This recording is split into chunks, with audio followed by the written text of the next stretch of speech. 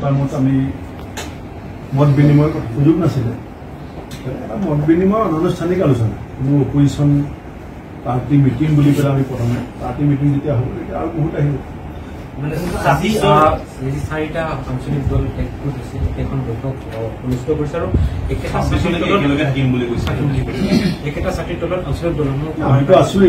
আমিতো আছোৱেই আৰু মই আগতেও কৈছিলোঁ যে আমি বিৰোধী ঐক্য মঞ্চৰ গোটেই দেশত আমাৰ কংগ্ৰেছ দলে নেতৃত্ব লৈছিলে আৰু আপোনালোকে দেখিছে আমি একেলগে আছোঁ দুই এটা দল নীতিশ কুমাৰ ডাঙৰীয়াকে প্ৰমুখ কৰি ইফাল সিফাল হ'বও পাৰে কিন্তু বেছিভাগ দলে মূল যিটো আমাৰ লক্ষ্য আছিলে সংবিধান বচাওঁ গণতন্ত্ৰ বচাওঁ আমি সেই লক্ষ্যৰ পৰা বিচ্যুত হোৱা নাই অসমতো মই নিজেও সুখী যে আমি প্ৰায়খিনি দলেই আনকি কোনোবা দলে কোনোবা সমষ্টিত যদিও ইলেকশ্যন খেলিছে বেলেগ সমষ্টিত আকৌ আমাক সহযোগ কৰিছে এইটো আপোনালোকেও দেখিছে গতিকে আমি পাৰ্যমানে চেষ্টা কৰিছিলোঁ বিৰোধী একত্ৰিত কৰিবৰ কাৰণে 1%, 2% বা 5% হয়তো আমি ছাকচেছ হোৱা নাই কিন্তু মই ভাবোঁ যে 90% আমি কৃতকাৰ্য হৈছোঁ বিৰোধীও একত্ৰিত কৰা